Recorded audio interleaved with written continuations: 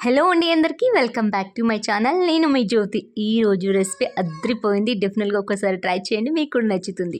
మా వారు ఊరికి వెళ్ళారు. అక్కడ నుంచి ఊరు నుంచి కందికాయలు ఔరికాయలు అయితే తెచ్చారనమాట. తెలుగులో ఏమంటారో తెలియదు వీటిని. మేమైతే కన్నడలో ఔరికాయలు అంటారు. ఉడికించుకొని తింటే టేస్ట్ చాలా బాగుంటుంది. దొరికితే ఒకసారి ట్రై చేయండి మీరు కూడా. అమాస రోజు నిన్న అయిన అమాస రోజు అయితే మేము ఒక ఫెస్టివల్ అయితే చేసుకుంటాము. ఎలమాసే అని కర్ణాటక చాలా ఫేమస్. అండ్ నేనైతే చాలా చాలా మిస్ అయ్యానని ఇక్కడైతే కర్రీ అయితే వండుకుంటున్నాను. నైట్ అంతా ఒలిచాను, ఇన్ని అయ్యాయి. అండ్ మార్నింగ్ కావాల్సిన పదార్థాలు మెంతం కూర ఒకట, పాలకూర 2, చింతకాయలు అండ్ క్యారెట్, పచ్చిమిరపకాయ అండ్ ఒలిచిన గింజలు. ఇక్కడ చిక్కుడుకాయల దాంట్లో ఉన్న గింజలు కూడా వేస్తున్నా.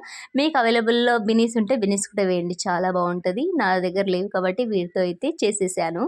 స్టవ్ మీద బాండి పెట్టుకుని వాటర్ అయితే వేసేయాలి. మసిలిన తర్వాత మనం ఒలిచిన గింజలు, క్యారెట్ అండ్ చిక్కుడుకాయ గింజలు వేసేసుకోవాలి.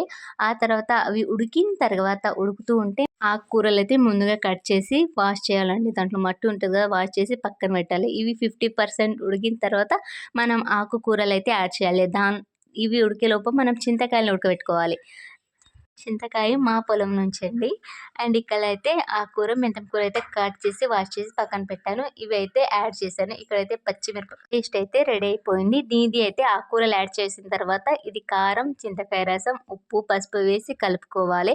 కలుపుతూ ఉంటే మొత్తం ఒక మెత్తగా అవ్వాలన్నమాట. మొత్తం మెత్తగా అయిన తర్వాత దీంట్లో శనగపిండిలో కొద్దిగా వాటర్ ఉండలు లేకుండా నేనైతే 1 కప్ తీసుకుంటున్నా. దీనికి సరిపడంత వాటర్ వేసి కలుపుతూ ఉండాలన్నమాట. ఇట్లా వాటర్ లిక్విడ్ లాగా అయిన తర్వాత ఈ లిక్విడ్ని మనం అన్ని వేసి ఉడకబెట్టిన కర్రీలో యాడ్ చేసేయాలి.